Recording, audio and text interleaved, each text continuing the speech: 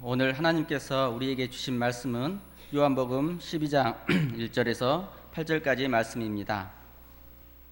이제 봉독하겠습니다. 하나님의 말씀을 경청하십시오. 6월절 엿새 전에 예수께서 베다니에 이르시니 이곳은 예수께서 죽은 자 가운데서 살리신 나사로가 있는 곳이라. 거기서 예수를 위하여 잔치할세 마르다는 일을 하고 나사로는 예수와 함께 앉은 자 중에 있더라. 마리아는 지극히 비싼 향유 곧 순전한 나드 한 근을 가져다가 예수의 발에 붓고 자기 머리털로 그의 발을 닦으니 향유 냄새가 집에 가득하더라. 제자 중 하나로서 예수를 잡아줄 가룟 유다가 말하되 이 향유를 어찌하여 300데나리온에 팔아 가난한 자들에게 주지 아니하였느냐 하니, 이렇게 말함은 가난한 자들을 생각함이 아니요 그는 도둑이라 돈계를 맞고 거기 넣는 것을 훔쳐 가밀어라. 예수께서 이르시되 그를 가만두어 나의 장례할 날을 위하여 그것을 간직하게 하라.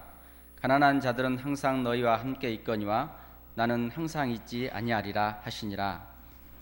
하나님께서 이 말씀을 통해 우리에게 은혜 주시기를 원합니다. 아멘.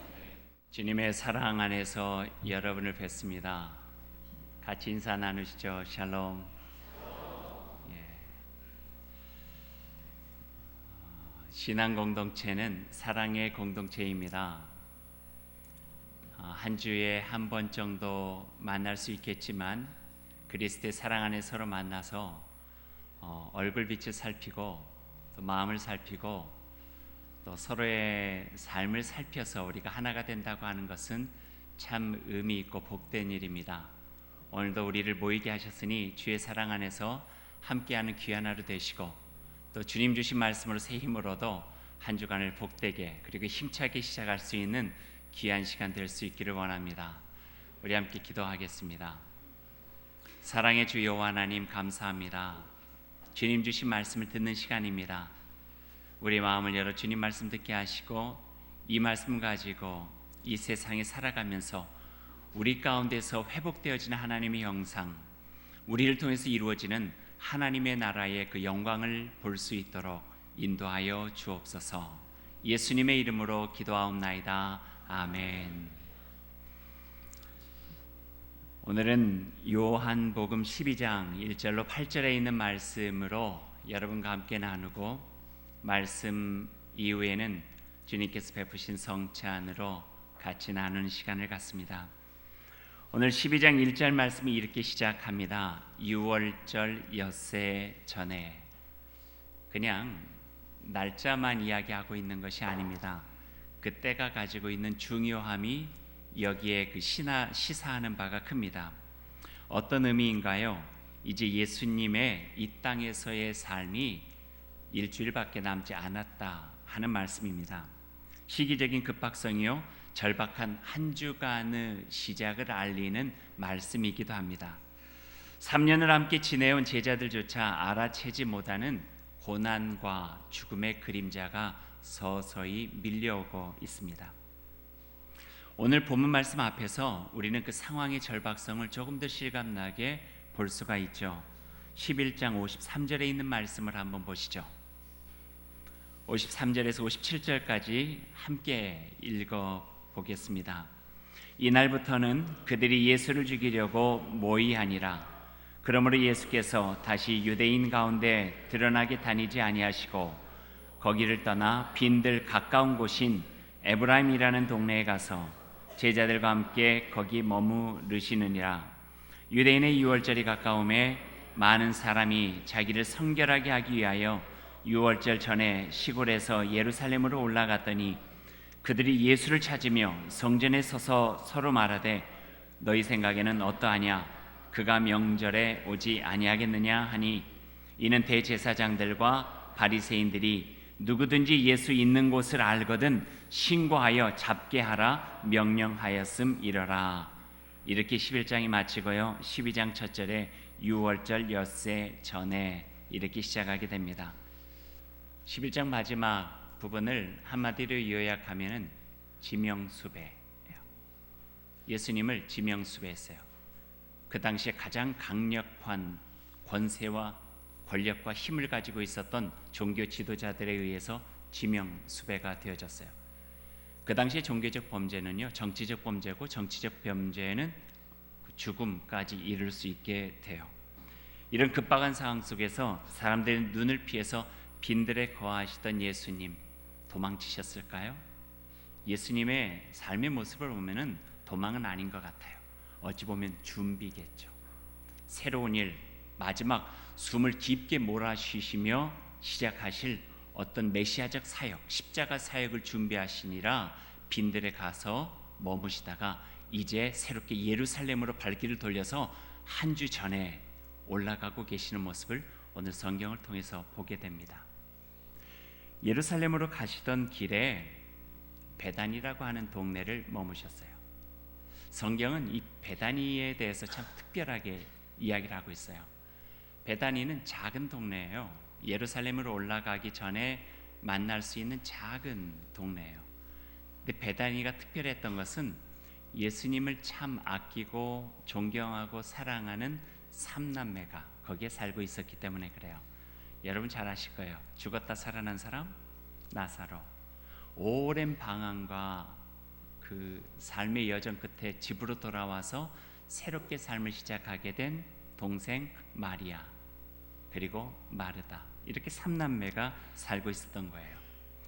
이 삼남매만 예수님을 그렇게 생각한 것이 아니라 예수님도 이 삼남매에 대해서는 참 아끼셨어요. 좋아하셨어요. 그래서 성경 복음서에 보면은요, 곳곳에 이 삼남매와 함께 했던 모습들이 담겨져서 우리에게 전해오고 있어요. 왜 베다니일까 생각해 보니까 예루살렘을 목전에 두고 십자가를 목전에 두고 고난과 죽음의 그림자를 향하여 담대한 마음에서 빈들 가운데서 하나님께 주신 말씀으로 각오를 하고 다짐을 하고 새 힘과 용기를 내서 예루살렘으로 향하여 나아가고 있지만, 그럼에도 불구하고 자기를 아끼고 특별한 마음을 가지고 사랑하고 있는 삼남매에게 조금은 위로받고 싶었던 마음, 또 그 사랑을 함께 나누면서 용기를 얻고 싶었던 마음, 그 마음이 예수님께 있었던 것 같아요. 여기서 우리는 이런 말을 할 수 있을 것 같네요. 주님도 때로는 위로가 필요하셨다. 주님도 때로는 위로가 필요하셨다. 주님 대신에 우리가 다른 이의 이름을 넣어도 될 것 같아요. 늘 무뚝뚝하고 강하게만 보이는 아빠, 아버지도 때때로 위로가 필요한 분이다. 늘 자녀들을 위해서 정말 힘쓰는 엄마, 어머니도 때때로 위로가 필요한 분이다. 선생님도 때로는 위로가 필요한 분이다. 우리 주변에 있는 친구도 마찬가지고요. 사람은 누구나 위로가 다 필요할 때가 있어요. 오늘 예수님 십자가에서 그 어떤 죽음조차도 두려워하지 않았던 예수 그리스도조차도 예루살렘이라고 하는 험난한 죽음의 길을 가기 위해서, 메시아적 사역을 하기 위해서는 다시 한번 그 마음에 그 사랑으로 위로받고 새 힘을 얻기 위한 그 마음이 필요했던 것 같습니다. 어떤 이가 엄마에게 전화를 했어요. 큰 아들이에요. 장성하에 가정까지 다 꾸리고 있죠. 엄마가 전화 받아서 응 아들 어쩐 일이니, 무슨 일 있어? 그때 아들이 전화에다 대고 이야기를, 아니요 그냥 엄마 목소리 듣고 싶어서 그냥 한번 전화했어요. 정말 엄마 목소리 듣고 싶어서 전화했을까요? 얼굴빛을 보니까 아시는 듯 하시네요. 다른 마음이 있죠. 위로받고 싶은 거예요. 아마 큰 결정을 앞두고 있는지도 몰라요. 회사가 부도 위기에 있는지도 몰라요. 아니면 심각한 어떤 질병 앞에 있는지도 몰라요. 말을 해서 걱정 끼쳐드리고 싶진 않지만 나를 사랑하는 그분의 순수한 마음이 나의 삶에 위로가 되고 힘이 되어지기 위해서 전화하는 거예요. 베다니의 삼남매와 예수님 오늘 만나고 있습니다. 나를 사랑하고 아끼는 그 누군가의 목소리를 듣는 것, 얼굴을 보는 것, 그가 차려주는 밥을 먹는 것은 우리가 생각하고 보여지는 것 이상의 깊은 의미가 그 속에 담겨져 있죠. 베다니에서 주님이 기쁜 마음으로 초대에 응하셨고 기쁜 마음으로 베다니 남매의 집에 가셔서 거기서 식사를 하고 잔치에 있어요. 그토록 모시고 싶었던 예수님 오신다고 하니까 이 삼남매는요 기쁘고 들떠가지고 주변에 있는 사람들까지 오라 했어요. 주님 오신다고. 그래서 잔치자리가 만들어지게 된 거예요. 하지만 그 잔치자리에 계신 예수님의 마음은 마냥 기쁘지만은 않으셨을 것 같아요. 아무도 모르는 마음이죠. 조금 전 말씀드렸잖아요. 지명수배 당한 채 사람들 앞에 나서는 일이에요. 11장 마지막에 보니까 사람들이 궁금했어요. 이런 죽을 어떠면은 이런 그 사람을 잡으려고 함정을 파놓은 곳에 예수님이 과연 나타날까? 이러고 사람들이 궁금해할 정도로 위기일발, 위기촉발의 상황 속에서 예수님께서는 예루살렘으로 지금 올라가고 계시는 거예요. 아무리 하나님의 뜻이지만 십자가의 삶은 힘겹거든요. 아무리 하나님께서 구원을 이루시는 길이시지만 생명을 놓아 세상을 구원하는 길은 그리 간단한 일은 아니에요. 겹겹이 쌓인 종교적 가식과 허울 좋은 신앙의 각질을 벗기고 그 속에 있는 오만과 가식과 거짓을 드러내서 역사를 뒤집어 엎고 강력한 힘, 그 당시에 누구도 대적할 수 없는 강력함에 대한 권위에 대한 도전이기 때문에 목숨을 걸지 않으면, 자기 생명을 걸지 않으면 안 되는 일을 오늘 예수님께서는 시작하고 계시는 거예요. 마음 한구석 많이 긴장되고 무겁죠. 3년간 함께 한 12제자도 그 자리에 있는 그 어떤 한 사람도 잔치자리에 먹을 것에 취하여 예수님의 마음 한결 알아채지 못하는 그런 상황 속에서 무거운 마음으로 예수님은 그곳에 계시고 있었어요. 그러던 중에 갑작스러운 일이 생긴 거예요. 누구도 생각하지 못했다. 오랜 방황 끝에 돌아와 늘 예수님 발 아래서 말씀 듣기 좋아하던 마리아가 예수님 앞에 다가가는 거예요. 하나의 조그만 옥합병을 가지고. 그 옥합은 그 당시에 한 여인들이 자기들의 결혼을 위해서 마치 이렇게 저축하는 것처럼 마련해 놓는 거예요. 보니까 300데나리온 정도 된다니까요. 요즘 돈으로 환산하면은 한 2천만 원이 조금 더 되는 아주 묵직하고 감 나가는 거예요. 자기의 그 결혼 이후의 삶을 위해서 준비해 놓은 그것을 가지고 예수님 앞에 나아가 그 옥합을 깨요. 향유를 발에다 붓고 긴 머리털을 풀어서 예수님의 발을 씻어드리고 있는 거예요. 우리가 이거를 곁눈으로 볼 필요가 없어요. 그냥 그 마음 그대로를 보면 돼요. 자기가 할 수 있는, 자기가 표현할 수 있는 최선을 다하여 예수님께 그 여인은 지금 표현하고 있는 거예요.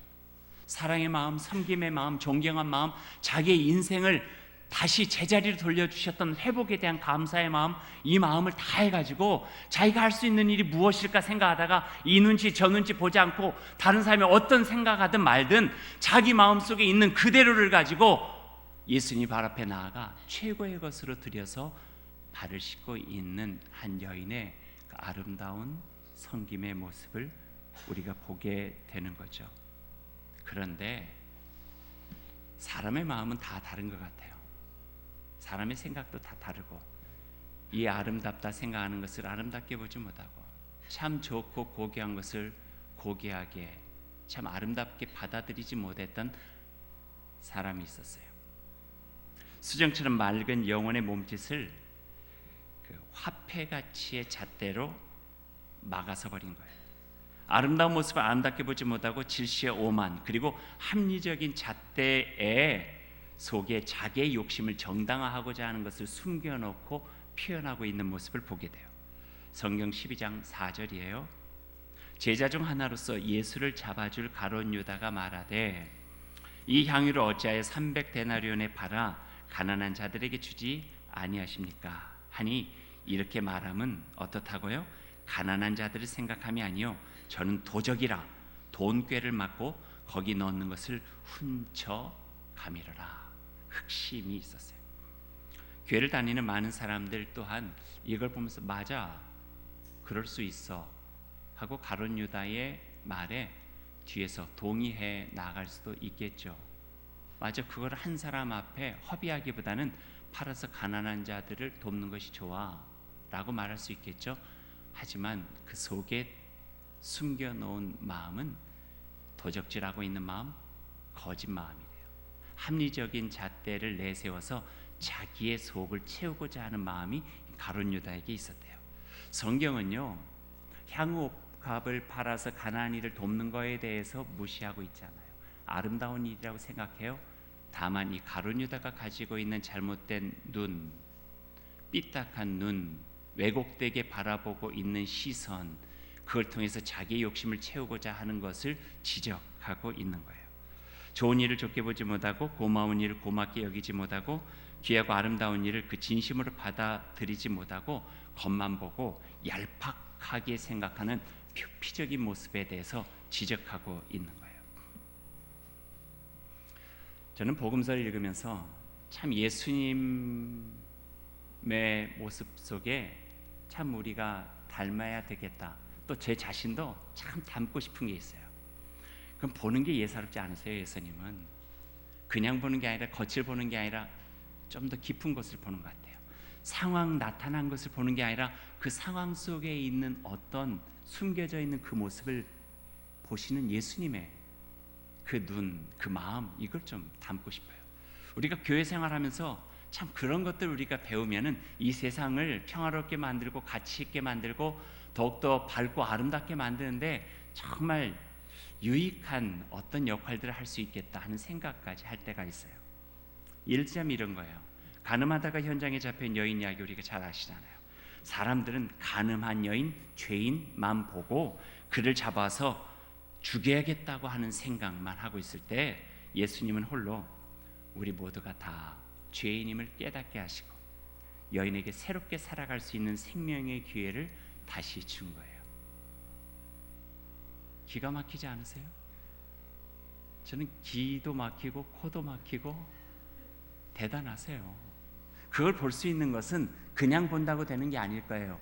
그의 마음속에 늘 함께 생각했던 하나님의 마음을 품고 계셨기 때문일 거예요. 이런 또 예도 있어요. 날 때부터 눈이 멀어 보지 못하는 아이가 있었어요. 얼마나 불쌍해요. 불쌍한데 그 앞에 있는 종교 지도자들이라고 하는 사람들이 그 아이를 놓고 이렇게 다투고 있는 거예요. 이 아이의 죄가 누구의 죄 때문인가? 이 아이가 이렇게 된 것이, 이렇게 눈이 멀어가지고 어렵게 살게 된 것이 부모의 죄인가? 아니면 그 아이 자신의 죄인가? 자신의 죄 때문에 눈이 먼 것인가? 부모의 죄 때문에 눈이 먼 것인가? 그 현장에 있던 예수님 얼마나 답답하고 가슴 아팠을까요? 이 아이가 받는 상처에 대해서는 요만큼도 생각하지 않은 채 자기 의로움과 자기 신학적인 지식과 자기의 것만을 내세우려고 하는 이 현장적 상황이 얼마나 가슴 아팠을까요? 그러다가 예수님에게 묻잖아요. 선생님이요, 당신은 어떻게 생각합니까? 이 죄가 누구의 죄라고 생각합니까? 부모의 죄입니까? 아니면은 이 본인의 죄입니까?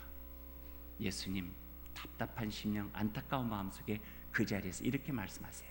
이 아이가 이렇게 된 것은 누구의 죄도 아니고 누구 탓도 아니고 하나님께서 이 아이를 들어서 또 다른 영광을 보여주기 위함이다. 이 아이는 죄의 대상, 죄의 결과, 저주의 결과가 아니라 그를 통하여서도 하나님께서는 참 아름다운 일을 베풀 수 있다고 하는 영광의 대상이 될 수가 있다고 하는 말씀을 들려주고 계시는 거예요. 이게 예수님의 눈길이에요. 예수님의 마음이에요. 예수님께서 파악하고 있는 상황적 분별력이었어요. 예수님께서 바라보시는 그 마음이셨어요. 저주의 대상이 아니라 사랑의 은총의 대상으로 볼 수 있었던 것은 그 어떤 외모에도 불구하고 그 마음속에는 하나님의 형상성을 간직하고 있는 사람의 고귀함을 볼 수 있었기 때문에 눈이 멀어서 형편없이 된 아이에게서도 하나님의 사랑과 은총을 발견하고 주님의 영광이 될 수 있는 존재로서의 모습을 볼 수 있게 된 거예요. 또 다른 예가 있어요. 안식일 법이 엄중할 때에 안식일에 회당에서 만난 허리 굽은 여인이 있었어요. 거기서도요, 종교 지도자들은 한몫 대단하게 하고 있어요. 이 여인을 놓고요, 토론의 대상으로 삼은 거예요. 안식일에 이 허리 굽은 여인을 고치는 게 맞냐, 고치지 않는 게 맞냐, 어떤 것이 안식일법이냐, 뭐 이런 이야기를 하고 있는 거예요. 예수님 참 마음 아팠겠죠. 그러다 보니까 그 이야기를 듣고 계셨던 예수님 묵묵히 그 여인에게 다가가서 그 여인을 고쳐주셨어요. 허리를 펴주셨어요.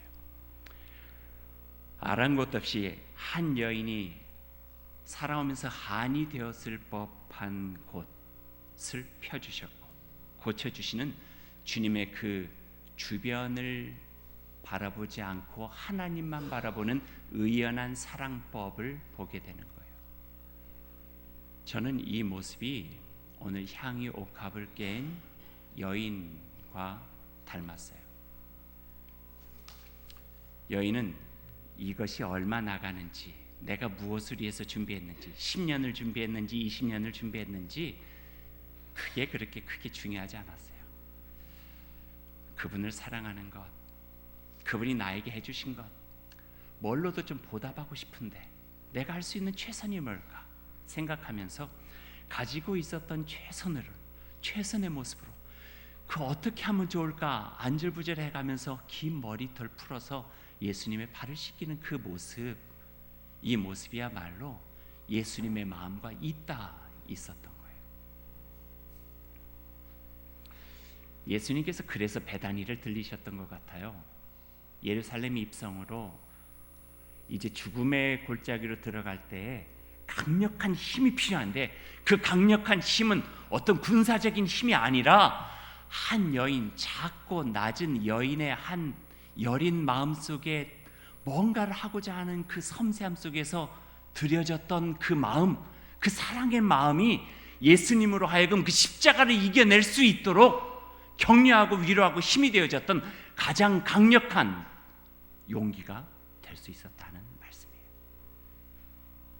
한 여인이 예수님의 발 앞에서 깨뜨려서 그 발, 사망의 골짜기, 음침함을 넘어서 생명으로 가야 될 그 발을 씻어주셨던 것처럼 예수님 그 발 기억하면서 제자들의 발 씻어주셨고, 예수님 그 발로 십자가에 올라가셔서 어찌 보면 깨어진 옥합처럼 자기의 몸을 깨뜨려서 물과 피 다 쏟으시고 자기 몸 찢겨서 얼마나 값어치 있기에 우리를 위해서 그 생명 다 하셔서 세상 사람 아랑곳하지 않고 아무리 저주의 십자가의 형틀이라 할지라도 내가 이 사람을 사랑하고 섬기고 구할 수만 있다고만 한다면은 나의 생명조차도 내놓을 수 있다고 하는 그 마음 가지고 십자가에서 우리에게 그 사랑 베풀어 주셨어요. 그래서 십자가에 달리신 예수님의 모습은 깨어진 옥합이에요. 사람들이 손가락질할지 모르고, 사람들이 미련하다 할지 모르고, 사람들이 어리석다 할지 모르고, 이게 무슨 값어치 있냐고 할지 모르지만 하늘의 존귀하신 그 사랑 그 마음에 담고 한 여인이 아랑곳 없이 그 앞에 나와서 머리카락 풀어서 향유 옥합 깨어 발을 씻겨주신 그 정성처럼 예수님도 자기의 몸 물과 피 다 쏟으시고 우리를 사랑하시고 구원해 주셨어요. 그 사랑에 힘입어서 오늘 저와 여러분은 이 자리에 있는 줄로 믿습니다. 그리고 여러분과 함께 성찬을 나누게 되었습니다. 오늘의 떡과 잔은 또 다른 깨어진 옥합입니다. 찢겨진 몸과 흘리신 피를 상징하는 떡과 잔으로 예수 그리스도께서 우리를 얼마나 사랑하셨는지 마음에 다시 한번 기억하시고 회복된 심령을 가지고 우리가 가야 될 길이 예루살렘이라 할지라도, 우리가 가야 될 길이 사망의 음침한 골짜기라 할지라도, 우리를 위해서 자기의 몸 옥합 만들어 깨어주신 예수 그리스도의 그 권위와 그 사랑과 그 헌신적인 아름다운 섬김으로 새 힘을 가지고 이 세상에 나아가 하늘 백성으로서 주님의 사랑받는 사람으로서 복되게 살아가서 여러분의 삶조차 영광이 될 수 있는 주의 은혜를 입은 귀한 주의 자녀들이 될 수 있기를 간절히 소망합니다. 기도하겠습니다. 하나님 감사합니다. 주님 예수 그리스도를 알게 하시니 감사합니다. 주님 예수 그리스도 그분이 우리에게 행하신 일을 느끼고 고백하고 믿게 하시니 감사합니다. 이제는 내가 나 사는 것 아니요 내 안에 계신 예수 그리스도, 정말 이 세상 속에 있었지만 세상과 다르게 하나님의 사람으로 살아가셨던 그 몸과 그 생각과 그 마음을 본받아 우리가 이 땅에서 살아가는 주의 자녀 될 수 있도록 인도하여 주옵소서. 예수님 이름으로 기도하옵나이다. 아멘.